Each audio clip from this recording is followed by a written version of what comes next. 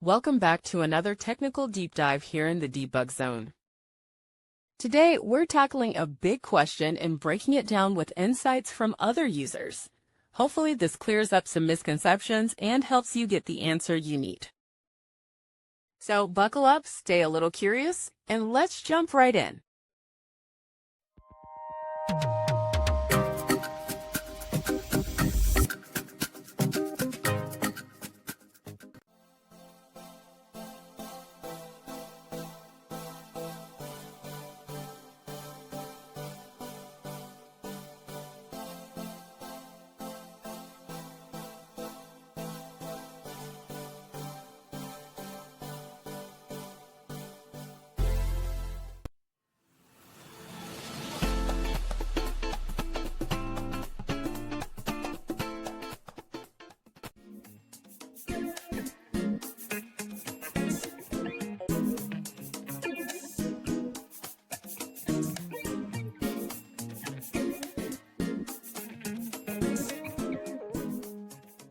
And that's a wrap.